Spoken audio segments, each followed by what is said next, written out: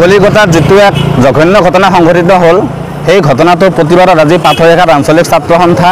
আৰু এই আঞ্চলিক ৰাইজ ওলাই আহিছে আৰু এই প্ৰতিবাদস্থলীৰ পৰা আমি এটাই কথা স্পষ্টভাৱে ভাৰত চৰকাৰলৈ আৰু ভাৰত চৰকাৰৰ গৃহ বিভাগলৈ আমি অনুৰোধ জনাইছোঁ যাতে তেওঁলোকে গৃহ বিভাগটো সষ্টম কৰি ৰাখে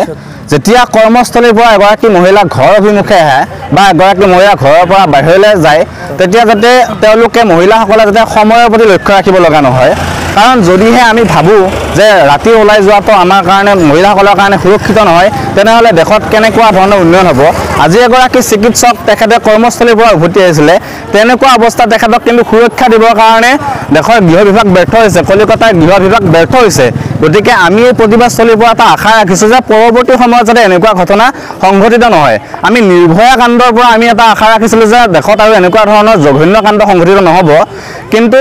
তাৰ ব্যৰ্থতাৰ কাৰণে নাজানো পুনৰ এনেকুৱা এটা ঘটনাই কিন্তু আমাৰ দেশৰ যিসকল মহিলা দেশৰ যিসকল সচেতন নাগৰিক এই নাগৰিকসকলক কিন্তু শংকিত কৰি তুলিছে গতিকে আমি ইয়াৰ পৰা আজি এই ঘটনাটোৰ লগত জড়িত যিসমূহ দোষী আছে এই দোষীসমূহে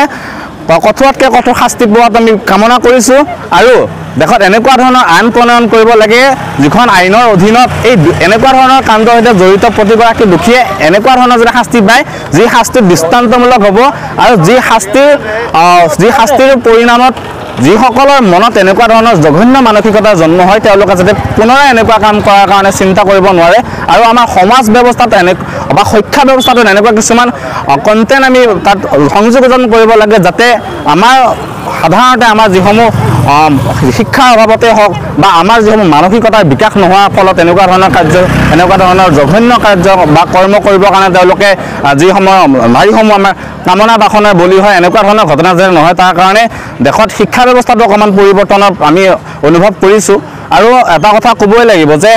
মহিলাসকলক যেতিয়ালৈকে আমি সুৰক্ষিত কৰিব নোৱাৰিম আই মাতৃসকলক যেতিয়ালৈকে সুৰক্ষিত কৰিব নোৱাৰিম তেতিয়ালৈকে কিন্তু আমাৰ দেশৰ গৃহ বিভাগ সক্ষম হোৱা বুলি আমি কেতিয়াও ক'ব নোৱাৰিম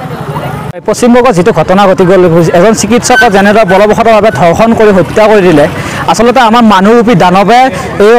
অৱস্থা কৰিছে যাতে আমি জীৱককৈ আমি জন্তুতকৈ অধম হৈ গৈছোঁ বৰ্তমান এইটো দাবী এটা আৰু কেতিয়াও এনেকুৱা ঘটনা নঘটে য'ত চিকিৎসকে চিকিৎসা কৰিব নোৱাৰে সেই সময়ত আমাৰ সমাজখনৰ বাকীখিনি মানুহ কেনেদৰে থাকিব গতিকে এই অনুষ্ঠান